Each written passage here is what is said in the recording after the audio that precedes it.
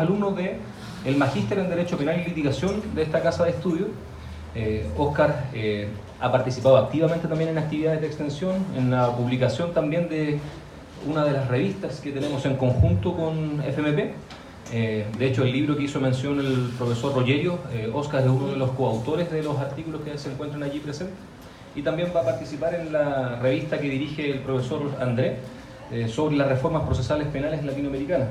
Óscar también va a contribuir con uno de sus artículos.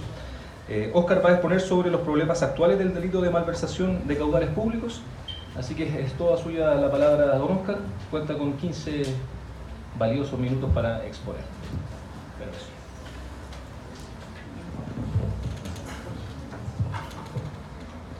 Muchas gracias, buenos días, buenas tardes, perdón. Bueno, mi nombre es Óscar San Martín, yo soy abogado de la Universidad de Santo Tomás, Talca. Acá supongo que la mayoría son de Santiago y los profesores que vienen de afuera, para que conozcan, Talca está en Chile Centro, a pesar de que normalmente la gente de Santiago dice, bueno, si está al sur de Santiago es sur, pero es Chile Centro, digamos. También soy actualmente diplomado en litigación penal de esta misma universidad y expondré sobre la figura del reintegro en los delitos de malversación, particularmente en el desfalco, y forma parte de un trabajo que se originó en el contexto del Magíster en Derecho y Litigación Penal de esta universidad, bajo la dirección del profesor Gustavo Balmaceda Hoyos, que es un destacado jurista nacional entre nosotros. Voy a comentar una sentencia justamente de mi tierra natal, que es de Talca, del Tribunal Oral en lo Penal. Se producen varias riquezas, ¿no? Nosotros estamos acostumbrados quizás a ver muchos fallos de acá, pero en realidad a lo largo de Chile siempre existe mucha discusión jurídica y cosas que siempre es necesario destacar, y justamente sobre los delitos de corrupción o delitos funcionarios, también conocidos, existen muchas particularidades que a veces no son tratadas con la debida, digamos, acuciosidad por parte de la doctrina. En este caso, en cuanto a la figura del reintegro, me gustaría hacer un comentario de una sentencia que le expondré. Para presentar el problema, el Tribunal de Juicio Oral en lo Penal de Talca conoció en un procedimiento ordinario sobre el delito de malversación de caudales públicos cometido por un trabajador de la Municipalidad de Pencahue, que es una localidad también de la séptima región. En los hechos que se acusó por el Ministerio Público, también existía la figura del querellante en este procedimiento. Se señalaba que en los años del 2003 y 2004, el acusado en su calidad de empleado de la Municipalidad de Pencahue, encargado también del programa Puente en ese municipio, dentro de un programa de desarrollo denominado Mejoramiento de la Calidad de Vida, para 15 familias de Pencahue, se asignó un monto ya entre la Municipalidad y el Fondo de Solidaridad e Inversión Social, FOSIS, para poder reparar techos de familias que habían sido damnificadas. Dentro de este contexto, este funcionario habría pedido que se le giraran cheques, fondos provenientes de las sumas que estaban a disposición, fondos que en definitiva nunca fueron utilizados para los fines que estaban contemplados, y la suma que en definitiva se estimaba se malversó correspondía a 1.800.000 y fracción, lo que en esa época equivalía a más de un 62 UTM. Este elemento es relevante para la penalidad del delito, sabemos, de ciertas figuras de malversación. Por lo tanto, cuando el FOSI se dio cuenta que no se estaban ocupando estos fondos para la finalidad que se habían destinado, solicita a la municipalidad que rinda cuenta sobre esto, y entonces en ese sentido no se produjo el reintegro de los fondos que no habían sido utilizados, y en definitiva nunca se ejecutó. De estos hechos fueron perjudicadas alrededor de 14 familias de las 15 para las cuales estaban contempladas, a las cuales se entrevistó, y dieron cuenta que efectivamente nunca habían recibido el beneficio esperado. Aquí también claramente digamos, se metió la Contraloría a fiscalizar el tema, por cuanto era todo en el contexto de un programa social de la municipalidad. El Ministerio Público estimaba que estos hechos eran constitutivos del delito de malversación por apropiación, en definitiva que él contemplaba en el artículo 233 de nuestro Código Penal, y por la suma, por el monto sustraído, encuadraba en la penalidad del número 3 de dicho artículo. El artículo del 233 consagra que el empleado público, que teniendo a su cargo caudales o efectos públicos, los sustrajere, será penado con las penas que señala el artículo y en este caso en el número 3, cuando la hipótesis exceda de 40 unidades tributarias mensuales, que era el caso, en definitiva. Asimismo, el Ministerio Público sostenía que se probó que el acusado desempeñaba estas funciones públicas que le eran aludidas y que por en tanto se era posible aplicarle el 260 porque era un trabajador que no formaba parte de la planta, en definitiva. Si bien el Ministerio Público en ese caso señala que le era aplicable el estatuto administrativo, lo que es incorrecto, de hecho el 260, como la mayoría de los que ya han estudiado esta clase de delitos, es bien amplio en cuanto a quiénes son los sujetos activos que pueden participar, y no circunscribe al hecho de que se le pueda aplicar el estatuto administrativo en sí, sino a la función que desarrolla el empleado, que debe ser una función pública. Lo interesante era que se discutió si en la función que realizaba podía o no detentar cargo a su fondo, que es parte de los requisitos del delito. La defensa señalaba que no va a discutir lo hecho en sí, pero la defensa sostenía que este funcionario no podía tener jurídicamente los fondos a su cargo, por cuanto estimaba que para que fuese así era la ley la que debía encargarle esta facultad, y en este caso no era así porque era una situación más bien de hecho. Y en cuanto a la acusación que hacían el Ministerio Público y el querellante, si bien se había producido un reembolso de dinero por parte del acusado, el Ministerio Público estimaba que no satisfacían las necesidades jurídicas para considerarse un reintegro en los términos del artículo 235, por lo tanto, por eso estimaba aplicable en definitiva el delito de malversación por apropiación del 233.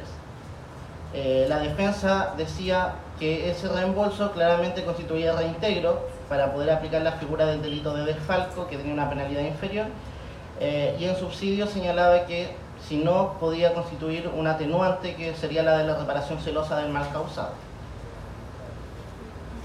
El querellante sostiene una posición que es bien interesante jurídicamente,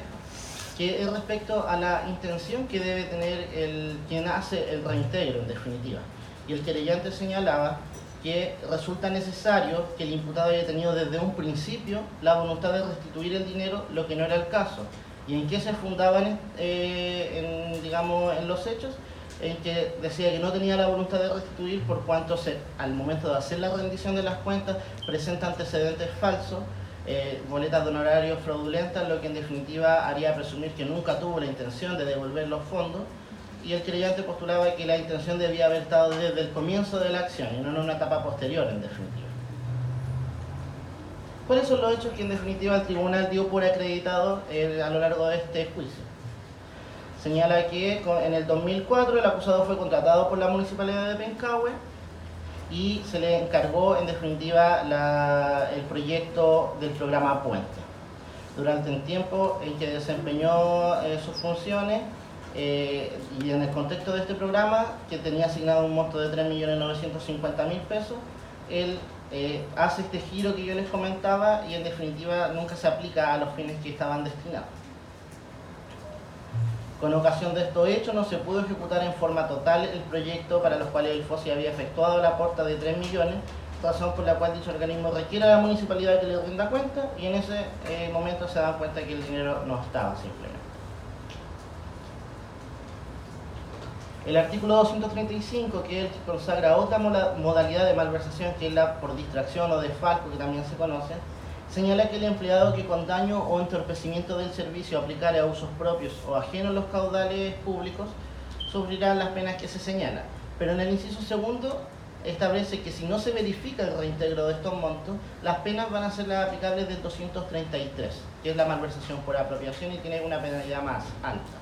Entonces, la pelea se centró básicamente en la calificación jurídica de este reintegro, de este reembolso que se hizo. Si podía configurarse como reintegro para aplicar el 235 o si no podía considerarse de esa forma y debía aplicarse entonces el 233, que era lo que los acusadores estaban sosteniendo. ¿Cómo se hace cargo la sentencia en definitiva de esta situación? Señala que el hecho establecido en el fundamento sexto es constitutivo del delito del 235,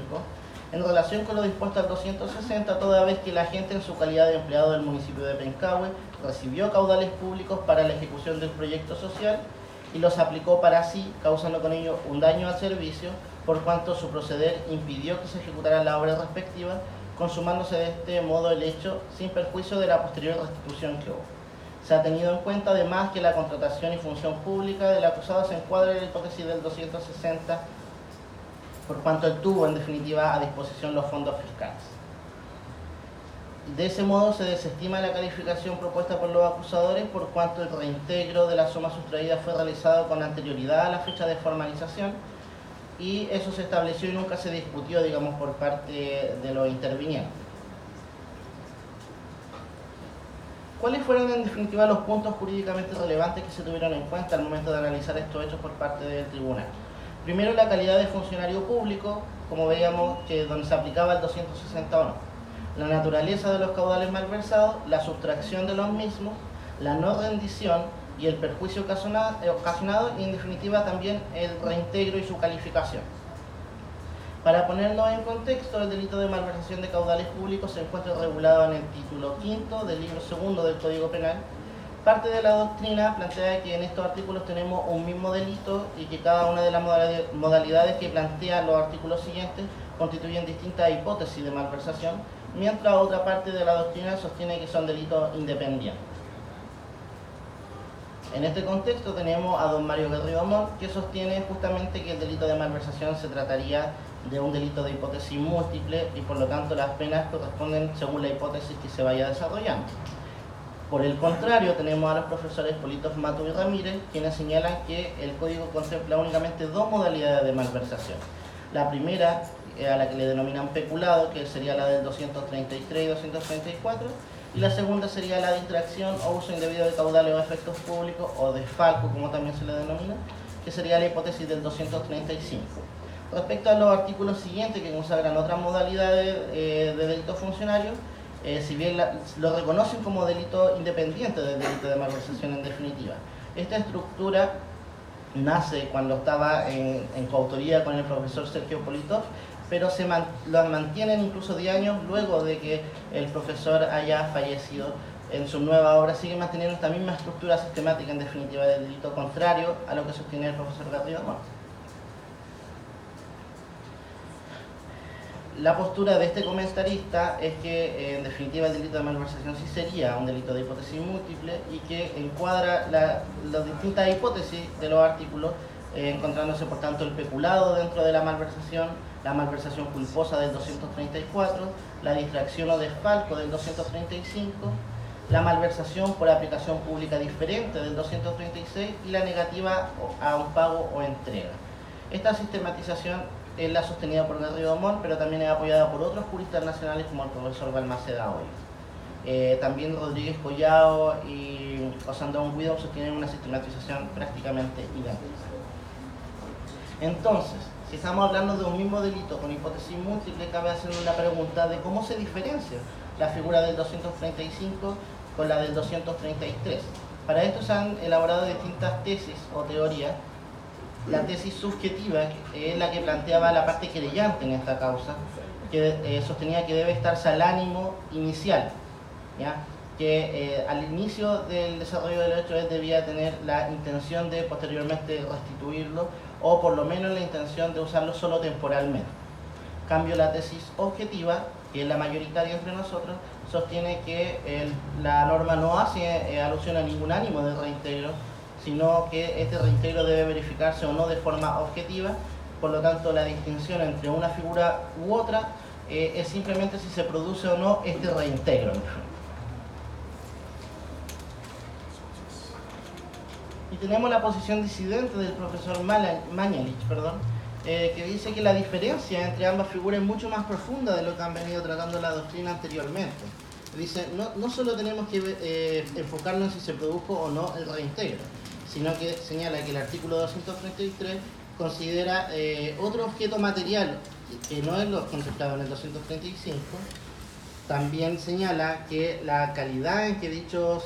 bienes o caudales están en posesión del funcionario es en razón de depósito, consignación o secuestro, según menciona el 233, lo que no señala la norma del 235 y constituiría otra gran diferencia. Y las figuras objeto de análisis son mutuamente excluyentes entre sí y el sujeto activo debe tener estos caudales a su cargo en pos de su conservación en una figura o en pos de administración e inversión en la otra. Derechamente enfocándonos en cuándo debe producirse el reintegro, que fue el tema central en esta sentencia. Sin lugar a dudas fue uno de los temas más interesantes y el propio tribunal sostuvo que el tenor de lo preceptuado en el artículo 235 no exige un determinado momento para que este reintegro se produzca, lo que era contrario a lo sostenido por los acusadores y los demás intervinientes. La doctrina ha planteado diversas teorías al respecto y diversas posturas. Tenemos, por ejemplo, el profesor Echeverri, que tiene una visión bien amplia y que dice que el reintegro debe verificarse en cualquier momento durante el proceso, siempre que se haga antes de la dictación de la sentencia para que pueda considerarse tal circunstancia. Esta posición también es compartida por Rodríguez Collado y Osandón Guido, quienes señalan que esto constituiría un estímulo político criminal para poder recuperar estos fondos en definitiva. Por el contrario, el profesor Kunster, con una tesis más restrictiva, señala que este reintegro debe verificarse antes de descubrirse la sustracción por parte de la autoridad respectiva. Garrido Mons, citando a Labatut, señala que el reintegro debe verificarse con anterioridad al comienzo de la investigación criminal, lo que entre nosotros procesalmente hablando sería el momento de la formalización, aunque hay quienes lo extienden más y dice cualquier intervención del juez de garantía hace que el momento para el reintegro se extinga. Por lo tanto, puede incluso producirse con la interposición de la querella. Rodríguez Collado y Osandón Guido nos entrega una visión mucho más amplia sobre el reintegro y dice que en el momento de requerirse por el organismo la rendición de cuentas, si el reintegro se verifica en ese momento, constituiría una verdadera eximente de responsabilidad penal y el delito no podría ser perseguido. Esto incluso se extiende al momento de si se desarrolla o no un sumario administrativo, donde también podría contemplarse la hipótesis de reintegro como un eximente de responsabilidad penal. A modo de conclusión entonces, y en cuanto a la oportunidad en que el reintegro debe producirse, es cierto que la norma no contempla ningún momento determinado y claramente no exige ni que el funcionario esté en ese momento en sus funciones o que haya sido después desvinculado, y tampoco exige un momento procesal determinado. Por lo tanto, entendemos que la sentencia del Tribunal Oral en lo Penal estaba en lo correcto al señalar que no debía establecerse un momento determinado, y entendemos, por lo tanto, que reconoce tácitamente la posición del profesor Garrido Mons, que citaba a Labatut. Pero aún así, en este caso, como el reintegro se había producido incluso antes de la formalización, bien podría haberse aplicado la tesis del profesor Garrido Mons, la tesis del profesor Garrido Mons, por cuanto es bastante extensiva y en este caso todavía no se había producido el momento de la intervención en el proceso mismo. Por lo tanto, esto nos lleva a una conclusión determinante sobre el reintegro,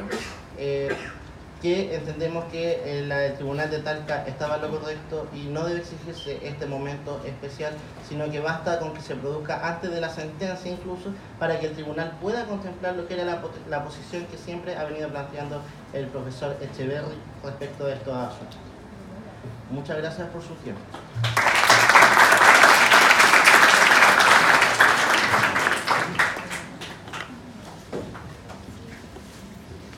Muchas gracias, Óscar.